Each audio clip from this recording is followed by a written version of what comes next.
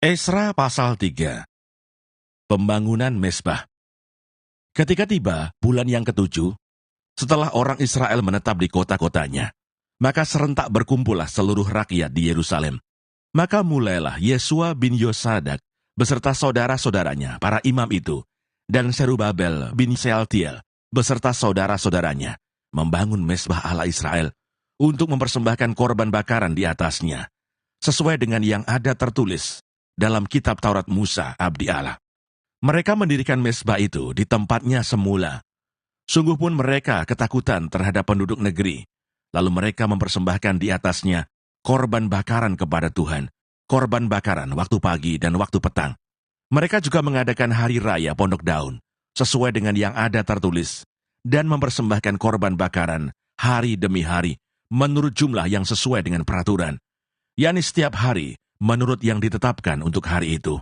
Dan sejak itu diadakanlah korban bakaran yang tetap, juga korban bakaran pada bulan baru, dan pada setiap hari raya yang kudus bagi Tuhan. Dan setiap kali orang mempersembahkan persembahan sukarela kepada Tuhan. Sejak hari pertama bulan yang ketujuh, mereka mulai mempersembahkan korban bakaran kepada Tuhan. Namun dasar bait suci Tuhan belum juga diletakkan. Lalu mereka memberikan uang kepada tukang batu dan tukang kayu, sedang kepada orang Sidon dan Tirus, makanan dan minuman dan minyak, supaya orang-orang itu membawa kayu aras dari Libanon sampai ke laut dekat Yafo, seperti yang telah diizinkan kepada mereka oleh Kores, raja negeri Persia. Perletakan dasar bait suci. Pada tahun yang kedua, sesudah mereka sampai ke rumah Allah di Yerusalem, dalam bulan yang kedua, maka Serubabel bin Sealtiel dan Yesua bin Yosadak beserta saudara-saudara mereka yang lain, yakni para imam dan orang-orang Lewi, dan semua orang yang pulang ke Yerusalem dari tempat tawanan, memulai pekerjaan itu. Mereka menugaskan orang-orang Lewi yang berumur 20 tahun ke atas untuk mengawasi pekerjaan membangun rumah Tuhan. Lalu Yesua serta anak-anak dan saudara-saudaranya, dan Kadmiel serta anak-anaknya, orang-orang Yehuda, bersama-sama bertindak mengawasi orang-orang yang melakukan pekerjaan membangun rumah Allah. Demikian juga Bani Henadad, anak-anak dan saudara-saudara mereka, orang-orang Lewi itu. Pada waktu dasar bait suci Tuhan diletakkan oleh tukang-tukang bangunan, maka tampillah para imam dengan memakai pakaian jabatan dan membawa nafiri, dan orang-orang Lewi, Bani Asaf, dengan membawa ceracap untuk memuji-muji Tuhan, menurut petunjuk Daud, Raja Israel. Secara berbalas-balasan, mereka menyanyikan bagi Tuhan nyanyian pujian dan syukur, sebab ia baik, bahwasanya untuk selama-lamanya kasih setianya kepada Israel. Dan seluruh umat bersorak-sorai dengan nyaring sambil memuji-muji Tuhan, oleh karena dasar rumah Tuhan telah diletakkan. Tetapi banyak di antara para imam, orang-orang Lewi, dan kepala-kepala kaum keluarga, orang tua-tua yang pernah melihat rumah yang dahulu, menangis dengan suara nyaring, ketika perletakan dasar rumah ini dilakukan di depan mata mereka, sedang banyak orang bersorak-sorai dengan suara nyaring karena kegirangan. Orang tidak dapat lagi membedakan mana bunyi sorak-sorai kegirangan dan mana bunyi tangis rakyat, karena rakyat bersorak-sorai dengan suara yang nyaring, sehingga bunyinya kedengaran sampai jauh. Esra pasal 4. Pembangunan Yerusalem terhambat oleh perlawanan.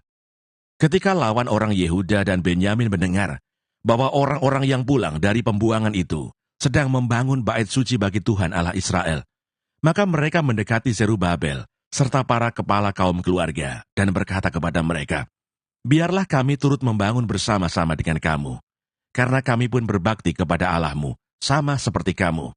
Lagi pula kami selalu mempersembahkan korban kepadanya, sejak zaman Esarhadon, Raja Asyur, yang memindahkan kami kemari."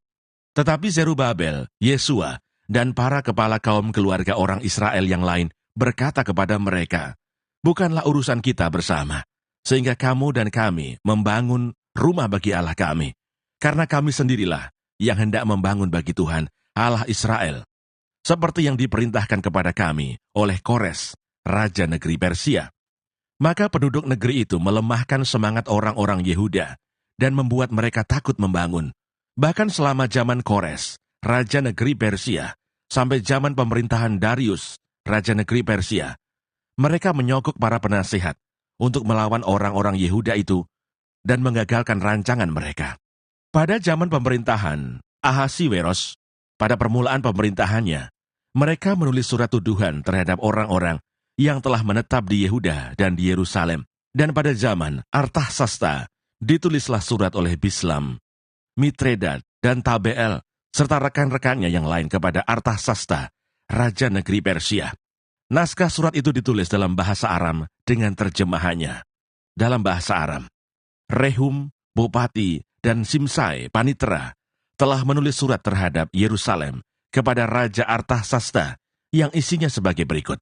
Pada waktu itu, ditulislah surat itu oleh Rehum, Bupati, dan Simsai, Panitera, serta rekan-rekan mereka yang lain, para hakim dan punggawa dan pegawai-pegawai, orang Persia, orang-orang dari Ereh, dari Babel, serta orang-orang dari Susan, yaitu orang-orang Elam dan bangsa-bangsa lain, yang oleh Asnapar yang agung dan mulia itu dipindahkan dan disuruh menetap di kota Samaria dan di daerah yang lain sebelah barat sungai Efrat. Inilah salinan surat yang dikirim mereka kepadanya. Ke hadapan Raja Artasasta dari hamba-hamba tuanku, orang-orang di daerah sebelah barat sungai Efrat, maka kiranya Raja maklum bahwa orang-orang Yahudi yang berangkat dari tuanku ke tempat kami telah tiba di Yerusalem. Mereka sedang membangun kembali kota yang durhaka dan jahat itu. Mereka menyelesaikan pembangunan tembok-tembok dan memperbaiki dasarnya. Kiranya Raja maklum bahwa jikalau kota itu sudah dibangun dan tembok-temboknya sudah selesai, orang tidak lagi membayar pajak, upeti, atau bea, sehingga kota itu akhirnya mendatangkan kerugian kepada raja-raja. Sekarang oleh karena kami mempunyai hubungan dengan raja, dan tidak patut bagi kami melihat raja kena cela, maka oleh sebab itu kami menyuruh orang memberitahukan hal itu kepada raja, supaya diadakan penyelidikan dalam kitab riwayat nenek moyang tuanku. Di dalam kitab riwayat itu, tuanku akan mendapati dan mengetahui bahwa kota itu kota durhaka yang selalu mendatangkan kerugian kepada raja-raja dan daerah-daerah, dan bahwa orang selalu mengadakan pemberontakan di dalamnya sejak zaman dahulu. Itulah sebabnya maka kota itu dibinasakan. Kami ini memberitahukan kepada raja bahwa jikalau kota itu sudah dibangun kembali dan tembok-temboknya sudah selesai, maka bagi tuanku kelak tidak ada lagi milik di daerah sebelah barat sungai Efrat. Maka raja mengirim surat jawaban ini kepada Rehum, Bupati, dan Simsai, Panitera, serta rekan-rekan mereka yang lain, yang tinggal di Samaria dan di daerah yang lain seberang sungai Efrat. Salam. Maka sekarang, surat yang kamu kirim kepada kami telah dibacakan kepadaku dengan jelas. Lalu atas perintahku, telah diadakan penyelidikan dan didapati bahwa kota itu sejak zaman dahulu selalu bangkit melawan raja-raja, dan bahwa penduduknya selalu mendurhaka dan memberontak. Lagi pula dahulu ada raja-raja yang berkuasa atas Yerusalem, yang memerintah seluruh daerah seberang sungai Efrat, dan kepada mereka dibayarlah pajak, upeti, dan bea.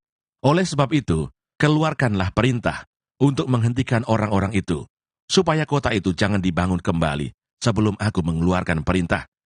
Dan ingatlah baik-baik, supaya jangan kamu berbuat suatu kelalaian dalam perkara ini. Apakah gunanya kerusakan yang menjadi kerugian raja-raja itu bertambah besar?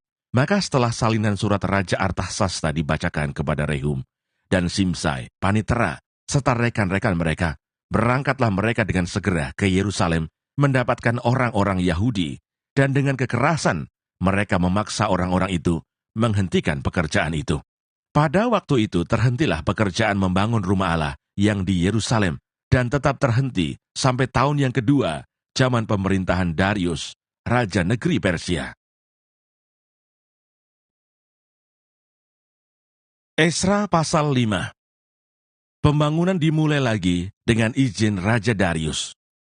Tetapi Nabi Hagai dan Sakaria bin Ido, kedua nabi itu, bernubuat terhadap orang-orang Yahudi yang tinggal di Yehuda dan di Yerusalem dalam nama Allah Israel yang menyertai mereka. Pada waktu itu mulailah Serubabel bin Sealtiel dan Yesua bin Yosadak membangun rumah Allah yang ada di Yerusalem. Mereka didampingi dan dibantu oleh nabi-nabi Allah.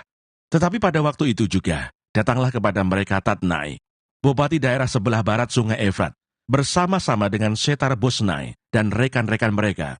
Dan beginilah katanya kepada mereka, siapakah yang memberi perintah kepadamu untuk membangun rumah ini? dan menyelesaikan tembok ini. Lalu katanya pula kepada mereka, siapakah nama-nama orang yang mendirikan bangunan ini? Tetapi mata Allah mengamat-ngamati para tua-tua orang Yahudi, sehingga mereka tidak dipaksa berhenti oleh orang-orang itu, sampai ada berita diterima oleh Darius, dan kemudian dikirim kembali surat jawaban mengenai hal itu. Inilah salinan surat yang dikirim Tatnai, bupati daerah sebelah barat sungai Efrat, bersama-sama dengan Setar-Bosnai dan rekan-rekannya, para punggawa daerah sebelah barat sungai Efrat, kepada Raja Darius. Mereka mengirim laporan tertulis kepadanya yang bunyinya sebagai berikut. Kehadapan Raja Darius, salam sejahtera. Kiranya Raja maklum bahwa kami datang ke daerah Yehuda, ke rumah Allah yang maha besar. Rumah itu sedang dibangun dengan batu yang besar-besar, sedang dindingnya dilapisi dengan kayu, dan pekerjaan itu dikerjakan dengan seksama, dan berjalan lancar di tangan mereka. Kemudian kami menanyai para tua-tua itu, dan beginilah kata kami kepada mereka, siapakah yang memberi perintah kepadamu untuk membangun rumah ini dan menyelesaikan tembok ini? Lagi pula kami tanyakan kepada mereka nama-nama mereka untuk memberitahukannya kepada tuanku, dengan mencatat nama orang-orang yang mengepalai mereka. Inilah jawaban yang diberikan mereka kepada kami. Kami adalah hamba-hamba Allah, semesta langit dan bumi, dan kami membangun kembali rumah yang telah didirikan bertahun-tahun sebelumnya, didirikan dan diselesaikan oleh seorang Raja Israel yang agung. Tetapi sesudah nenek moyang kami membangkitkan murka Allah semesta langit, mereka diserahkannya ke dalam tangan Nebukadnezar, Raja negeri Babel, orang Kasdim, yang merusak rumah itu dan mengangkut bangsa itu sebagai tawanan ke negeri Babel. Akan tetapi pada tahun pertama zaman Kores, Raja negeri Babel, dikeluarkanlah perintah oleh Raja Kores untuk membangun rumah Allah ini. Juga perlengkapan emas dan perak dari rumah Allah yang telah diambil oleh Nebukadnezar dari bait suci yang di Yerusalem dan dibawa ke dalam bait suci yang di Babel, diambil pula oleh Raja Kores dari bait suci yang di Babel itu dan diserahkan kepada seorang yang bernama Sesbazar yang telah diangkatnya menjadi bupati. Perintahnya kepadanya, ambillah perlengkapan ini, pergilah dan taruhlah itu di dalam bait suci yang di Yerusalem, dan biarlah rumah Allah dibangun di tempatnya yang semula. Kemudian datanglah Sesbazar meletakkan dasar rumah Allah yang ada di Yerusalem, dan sejak waktu itu sampai sekarang dikerjakanlah pembangunannya, hanya belum selesai. Oleh sebab itu, jikalau dianggap baik oleh raja, maka hendaklah diadakan penyelidikan di dalam gedung perbendaharaan raja, di sana, di Babel. Apakah pernah dikeluarkan perintah oleh Raja Kores untuk membangun kembali rumah Allah yang di Yerusalem itu? Kemudian keputusan raja tentang hal itu kiranya dikirimkan kepada kami.